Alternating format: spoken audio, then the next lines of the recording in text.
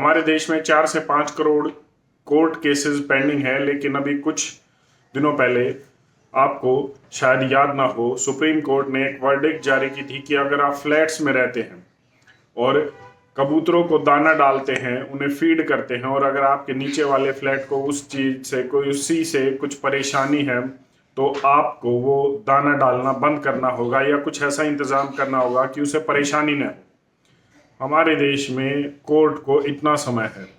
अब उसके बाद अब मुंबई से सटे ठाणे म्यूनिसिपल कॉरपोरेशन ने एक एडवाइजरी जारी की है कि अगर आप कबूतरों को दाना डालेंगे, बाकायदा पोस्टर लगाकर ये जानकारी दी है कि अगर आप ये काम करेंगे तो आप पर 500 रुपये फाइन लगाया जा सकता है। ऐसा ठाणे म्यूनिसिपल कॉरपोरेशन ने इसलिए किया है कि अगर आप कबूतरों को दाना डालेंगे तो अब आप बीमार हो सकते हैं, आपको हाइपर सेंसिटिव निमोनिया हो सकता है। इससे निमोनिया साइटोकोसिस हो सकता है, जिसकी 15% मोर्टेलिटी बताई जा रही है। मतलब अगर वो 100 लोगों को हुआ तो उसमें 15% लोगों की मौत हो सकती है।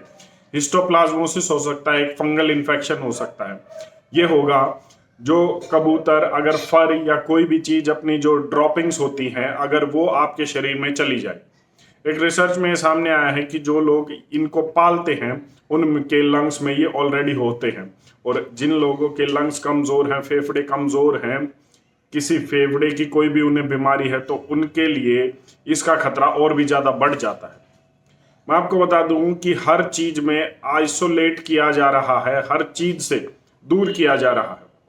यहाँ पर क्लियर कट है कि अब आप कबूतरों को दाना नहीं डालेंगे या किसी भी चीज में कोई भी एक्टिवली पार्टिसिपेट नहीं करेंगे। अब आप ये कह सकते हैं कि तो क्या हम कबूतरों के लिए अपनी जान जोखिम में डाल दें? मैं ऐसा नहीं कह रहा हूं, लेकिन सवाल ये उठता है कि ठाणे म्यूनिसिपल कॉरपोरेशन ने जब ये कहा कि अब आप कबूतरों को दाना नहीं डालेंगे, या आगे चलकर आने वाली जो बंदिशें होंगी या आने वाली जो एडवाइजरी होंगी वो धीरे धीरे करके और भी ज्यादा होंगी, हर चीज के लिए होंगी, तो क्या उस म्यूनिसिपल कॉरपोरेशन ने ये लिखा कि अब उसका जिम्मा हम लेंगे?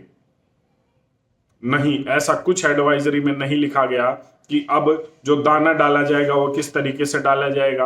पहले ही हम धीरे धीरे करके धरती के इकोसिस्टम को खत्म करते जा रही हैं, चाहे वो कबूतर हो, चाहे कोई भी जानवर हो, सिर्फ और सिर्फ इंसान के बारे में सोच रहे हैं। और हो सकता है आप अभी के लिए ये कह दें कि हमें कोई फर्क नहीं पड़ता और इकोसिस्टम को कोई फर्क नहीं पड़ता, लेकिन यकीन मानिए जितनी भी तबाही आज दुनिया में हो रही है वो सिर्फ इकोसिस्टम इम्बैलेंस की वजह से हो रही है।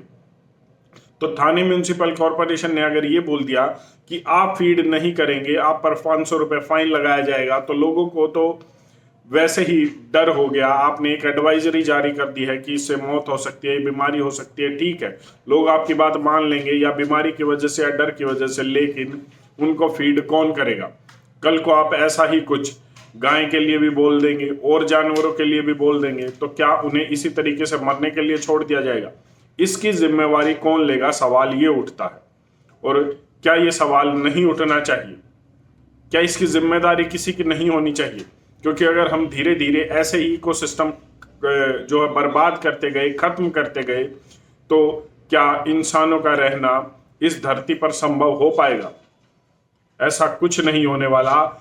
हर एक पार्ट, हर एक जानवर, हर एक पक्षी इस इकोसिस्टम का पार्ट है, और उसके जाने से, उसके खत्म होने से कहीं ना कहीं इकोसिस्टम इम्बैलेंस होता है, जिसकी वजह से धरती पर हमें परेशानियां झेलनी पड़ती हैं। मैं ये तो नहीं कहूंगा कि आप इस एडवाइजरी का पालन मत कीजिए, लेकिन इतना जरूर कहूंगा कि सरकार को जिम्मेदारी उठानी होगी अगर वो इस तरीके की एडवाइजरी जारी करती है, वरना आपको एहतियात बरत कर ये जिम्मा खुद उठाना होगा।